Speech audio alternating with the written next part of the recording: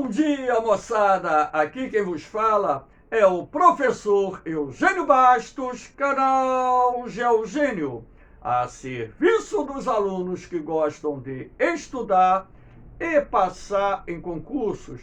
Moçada, vamos se inscrever no canal, compartilhe o vídeo, deixe aquele like, faça os seus comentários e ajude o professor Eugênio Bastos a democratizar o ensino da geografia.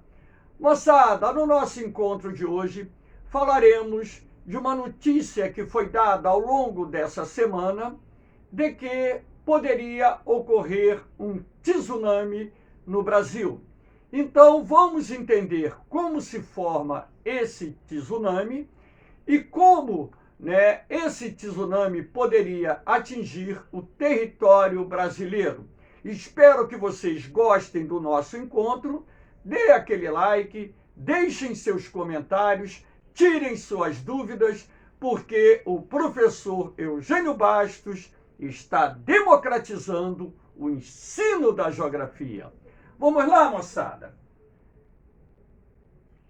Em primeiro lugar, um tsunami, na verdade, também é chamado de maremoto. Agora, nem todas as ondas grandes que se verificam no litoral é causada por um tsunami. Às vezes, uma tempestade no oceano, como um furacão, um ciclone, pode provocar a formação de ondas grandes que nós chamamos de ressaca. O tsunami ou maremoto, como é conhecido, pode ser causado por vários fatores. Vamos ver de que forma um tsunami pode se formar. Então, por exemplo, a crosta terrestre, ela é dividida em várias placas tectônicas e essas placas tectônicas se movimentam em diferentes direções. Nas áreas de convergência, ou seja, encontro de placas tectônicas, a placa de maior densidade tende a mergulhar por baixo da placa de menor densidade, naquilo que nós chamamos de zona de subducção. Durante anos e anos, nessa área de encontro de duas placas tectônicas, nós teremos a acumulação de energia. Sendo assim, no ponto de atrito ou no ponto de convergência, encontro de duas placas tectônicas, a energia poderá se acumular durante anos e anos, até o momento em que essa energia acumulada permita o deslocamento repentino de uma ou de ambas as placas tectônicas através desse movimento aqui, ó. Ou através desse movimento aqui, que no caso seria um movimento do tipo transcorrente. Nós estamos falando de um tsunami provocado em uma área de convergência de placas tectônicas. Então, repare aqui o desenho. Então, esse ponto de equilíbrio foi rompido no momento em que a energia acumulada foi suficiente para promover o deslocamento repentino de uma ou de ambas as placas tectônicas na sua zona de contato, convergência, encontro. Quando isso ocorre, o que acontece? Você vai ter esse movimento repentino. E esse movimento repentino irá provocar a liberação da energia acumulada na zona de atrito e, dessa forma, essa energia acumulada na zona de atrito causará a formação de um tsunami. Então, olha só, na medida em que a crosta se movimenta repentinamente, nesse sentido vertical, nós teremos a propagação dessa energia em direção à superfície do mar, dando origem a vagas que, em alto mar, têm alguns centímetros, 10, 20, 30, 40 centímetros, um tsunami em alto mar não gera risco nenhum, nem para a navegação e nem para quem, porventura, esteja ali tomando um banho de mar, dando mergulho, por exemplo. Na medida em que essas vagas se aproximam do litoral, onde a profundidade oceânica é menor, essas vagas que viajam a altíssimas velocidades vão ficando mais lentas, porém as vagas que vêm atrás vão pressionando as vagas da frente, provocando a subida das ondas. E essas ondas vão atingir o litoral com alturas variáveis, dependendo, é claro, da intensidade do abalo sísmico. Então, esse tipo de tsunami, ele é causado pelo movimento repentino de uma ou de ambas as placas tectônicas nas áreas de convergência ou até mesmo nas áreas de transcorrência de placas tectônicas. Nesse desenho, nós temos uma área de convergência.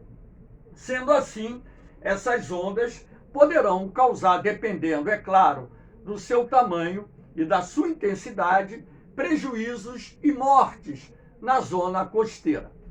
Não é desse tipo de tsunami que a imprensa falou nesses últimos dias, e sim de um outro tipo de tsunami que é causado pelo deslocamento de massa. Aqui eu fiz um desenho representando o vulcão Cumbre, que está localizado nas Ilhas Canárias, no Atlântico Norte, bem colado ao continente africano.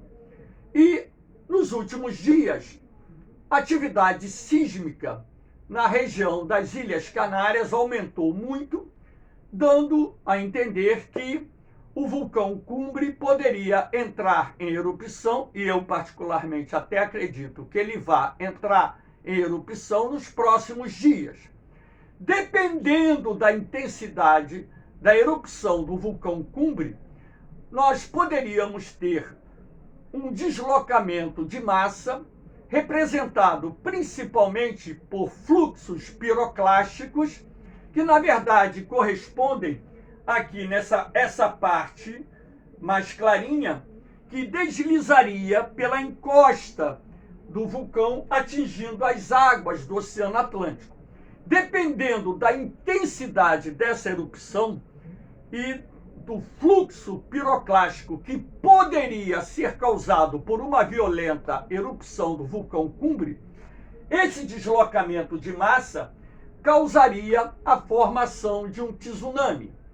E essas vagas causadas por esse tsunami iriam avançar em direção ao continente americano, América do Sul, América Central e América do Norte. Então, vamos ver aqui no outro esquema. Não é o vulcão Cumbre, mas esse aqui é um vulcão que entrou em erupção numa ilha oceânica. Aqui você percebe o fluxo piroclástico, que é constituído por gases, altíssimas temperaturas, cinzas vulcânicas e rochas dos mais diferentes tamanhos. Então, esse fluxo piroclástico desceu a encosta do vulcão e, repare, atingiu o mar. Nessas manchas mais claras, nós temos a zona de contato do fluxo piroclástico com as águas oceânicas. E, em razão disso, quando uma grande massa derivada desse fluxo piroclástico ingressa de forma repentina no mar, nós teremos a formação de um tsunami.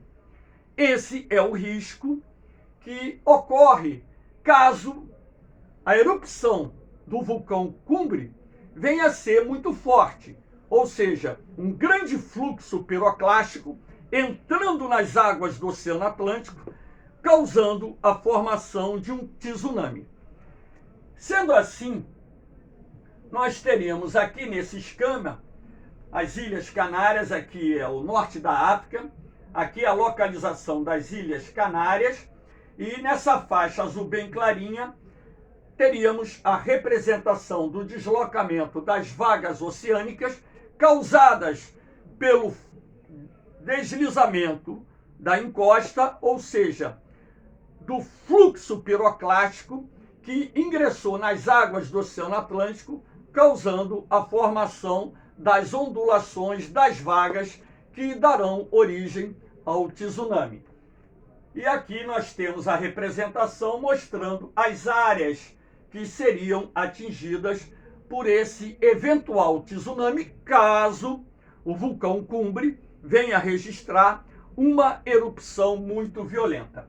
Aqui nós temos a imagem de um vulcão, né, localizado numa região oceânica, e temos aqui um fluxo de gases para apenas representar o risco que existe quando um vulcão localizado numa ilha oceânica ou até mesmo no continente colado ao litoral entra em erupção, e essa erupção causa um repentino deslocamento de massa que é representado pelo fluxo piroclástico que ingressa no mar, causando a formação de um tsunami.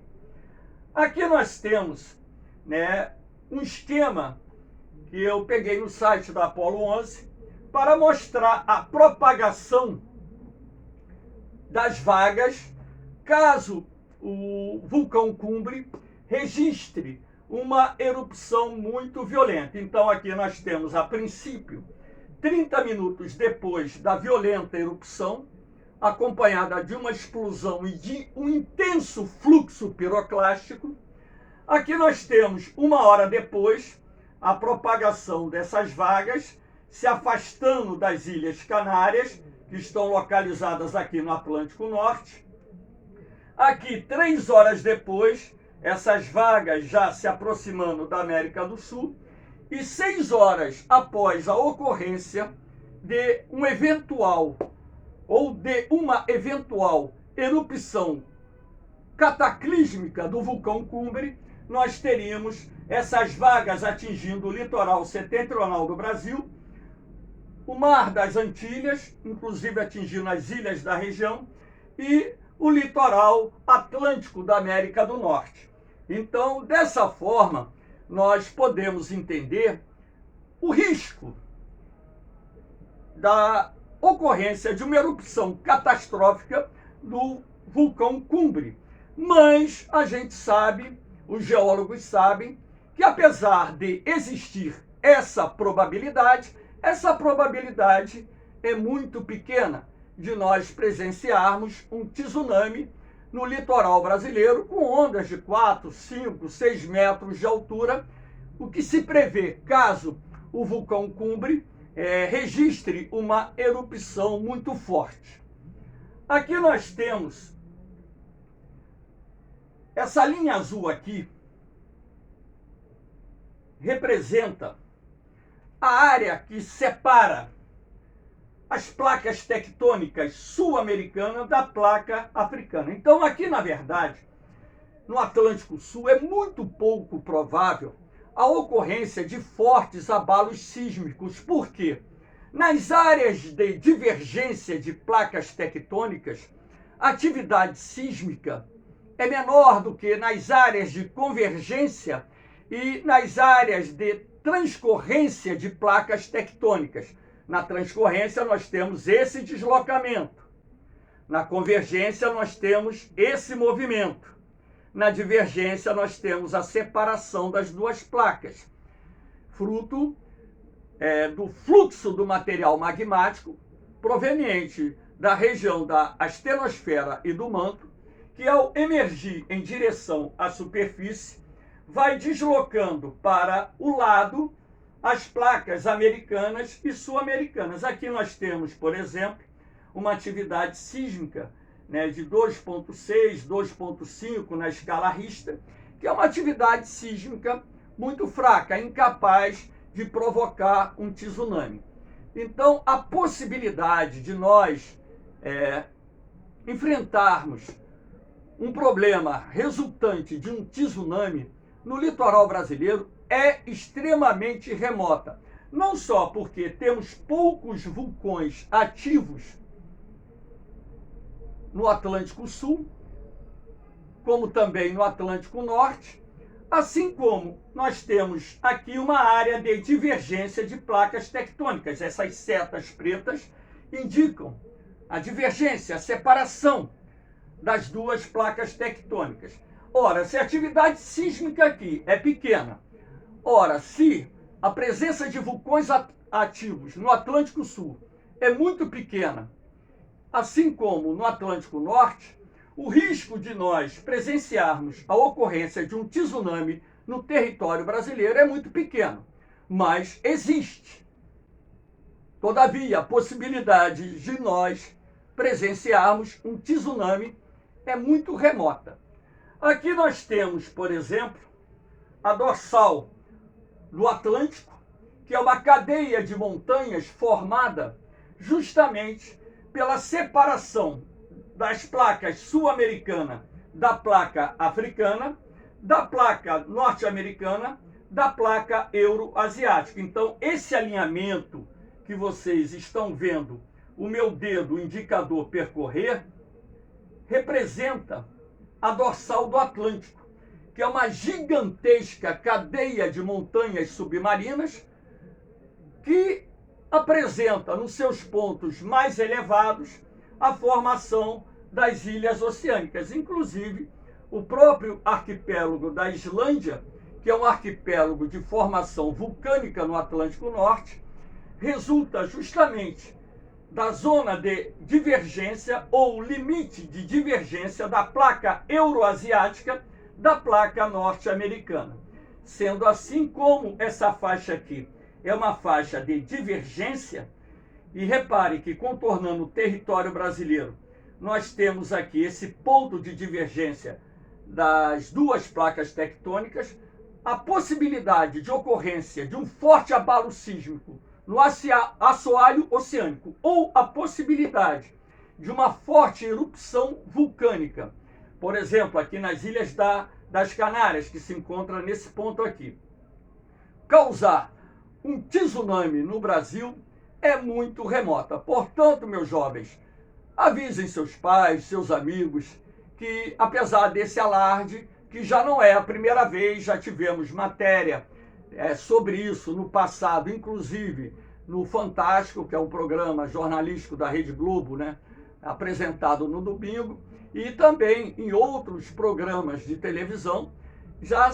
tivemos um alarde sobre a possibilidade de ocorrência de um tsunami no território brasileiro em função do risco de uma erupção vulcânica em ilhas do Atlântico causarem um fluxo de massa muito grande, e esse deslocamento de massa muito acelerado, que nós chamamos de fluxo piroclástico, dependendo da sua dimensão, ao ingressar nas águas do oceano, causaria um tsunami. Espero que vocês tenham gostado do nosso encontro. Se tiver alguma dúvida, deixa ali nos comentários que eu terei o máximo prazer de responder a vocês. Valeu, moçada! Um forte abraço para todos, um beijão no coração. Eu vou, mas eu volto, hein? Fui!